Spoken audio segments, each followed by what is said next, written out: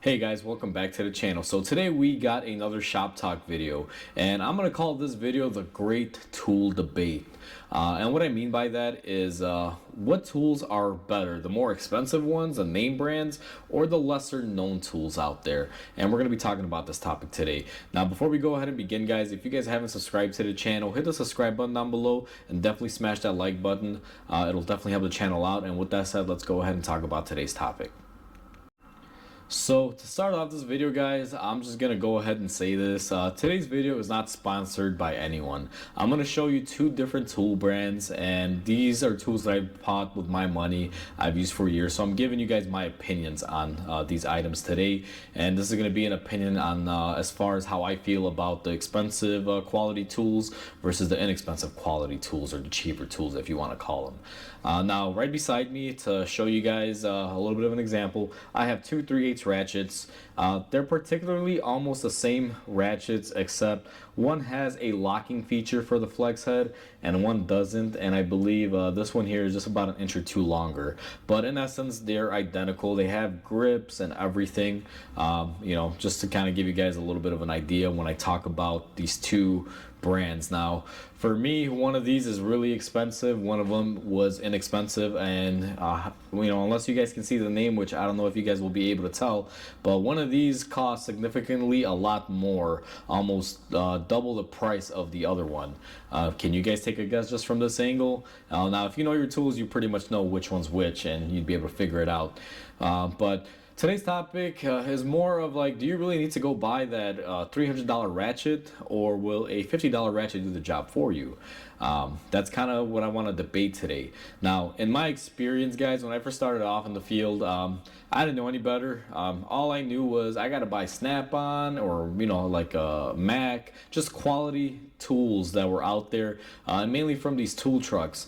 And now I'm not gonna knock any of these tool companies. I mean, I love Snap-on. I don't really have a lot of Matco or Mac. I never really bought too much into them. I mainly bought into a lot of Snap-on because everywhere I went there was always a truck and there was always someone there to service my tools. So primarily most of my stuff is going to be Snap-on. And what I've learned throughout the years here, guys, like in the beginning, like I said, I was a Snap-on junkie. It was just Snap-on, Snap-on, Snap-on. It didn't matter. Like I would go on the truck filling my money, just like, just take it, gimme, gimme, gimme. And that's how it was for a couple years. And then as soon as I started building up my tool collection, I got comfortable with my tools and where I needed, and I had a majority of everything that I ever wanted. I kind of took a step back, and money started getting tight. It was an economic pitfall in those years, I guess you could say. So I had to kind of start reserving my money and buying a little bit of a quality tool, but not as an expensive one. Now I'm primarily Snap-on, but my secondary choice, guys, is GearWrench. I found GearWrench a couple years into being a tech. I started off by buying their little ratcheting wrenches, just a standard wrench with the ratchet end on the other side. And as soon as I bought my first set of that and I saw how useful and how great the tool was and how reliable it was compared to my Snap-on counterpart, because I actually owned a set of the Snap-on versions as well, I really was loving GearWrench. Not because it was, a stronger tool or anything of that nature, but just the design of it.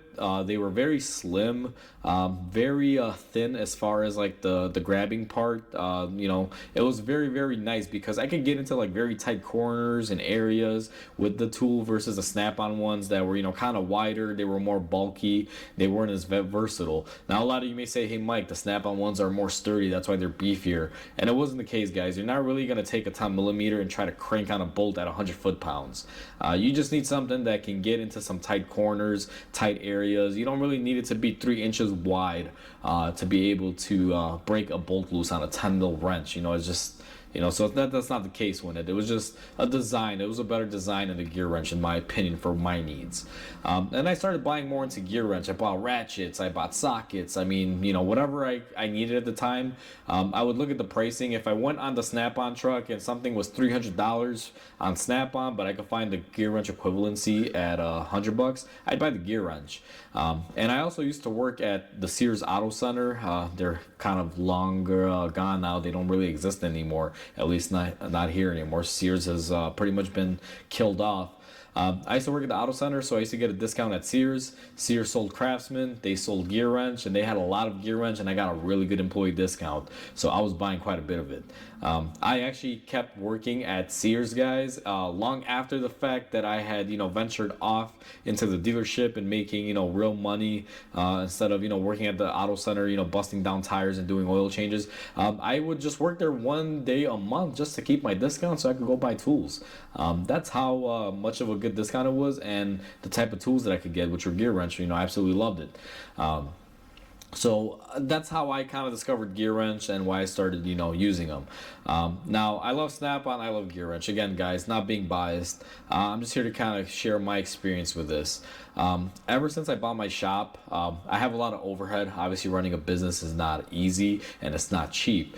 And I found myself not being able to, let's say take $500 and just go spend it on Snap-on and do whatever I want.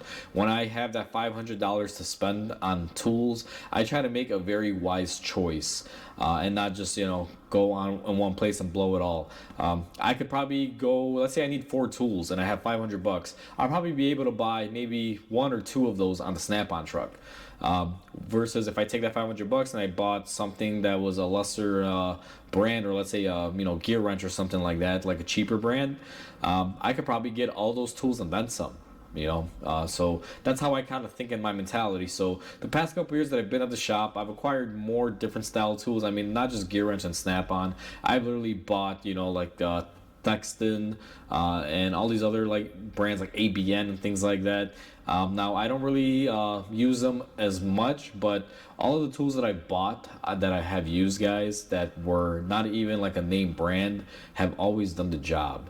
And there's a thing with this too. A lot of you may say, well, the warranty isn't great if you bought, let's say, a Chinese brand wrench on Amazon, for example. And you're absolutely right.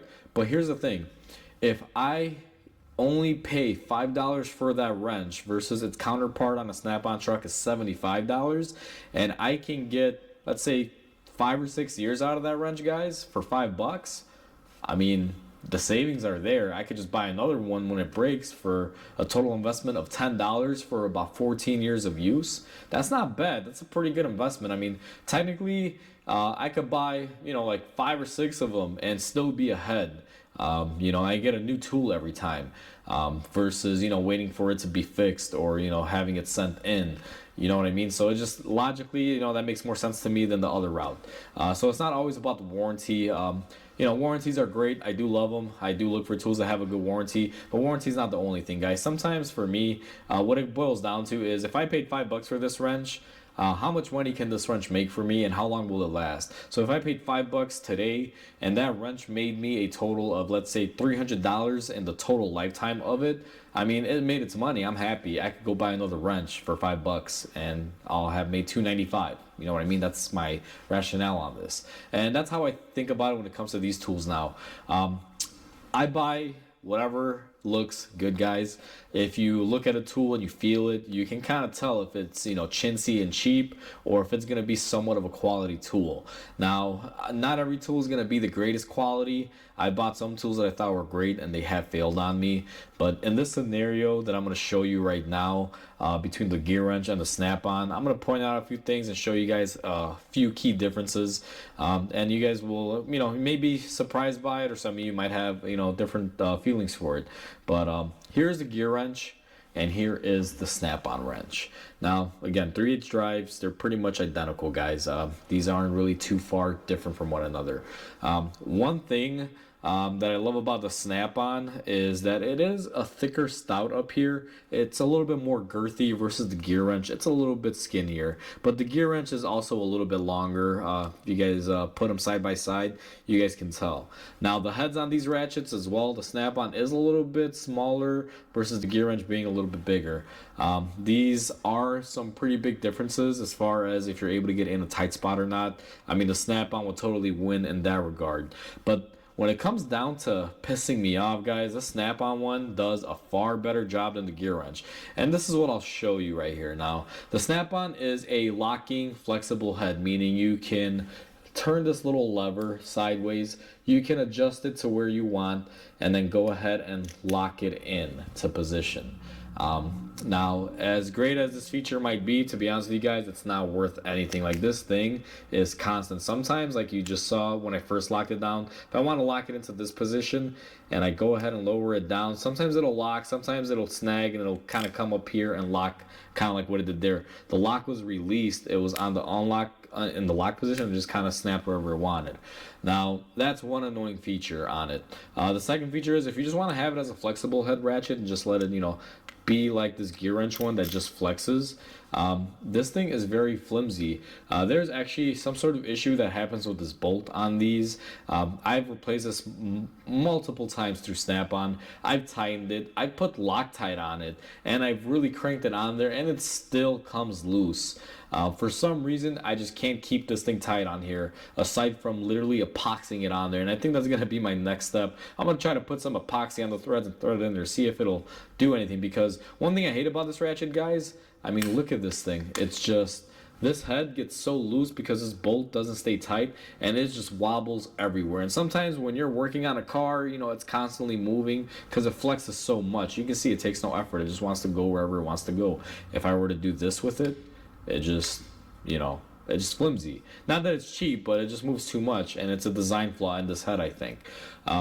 So that right there pisses me off. Another thing is with this lock mechanism, if you're ratcheting and you wind up hitting something and it's in the unlock position, literally 2 seconds, like right there, you guys heard it snap into place. As soon as you bump this, it'll basically lock itself, and sometimes that's going to jam you up when you're working on something. But overall, like I said, the ratchet's not a bad ratchet. I love it. They both have similar tooth count, this and the gear wrench. Now, getting to my gear wrench, same thing, it's flex head, guys, but let me show you something. Look at this. I'm wobbling this. Do you guys see this head moving? No, because gear wrench used a ball and spring design. Now, it's not a fair comparison, but I actually do have a gear wrench that does have a locking head similar to this. I just can't find it right now because it's in my, tool drawer and I haven't cleaned it up.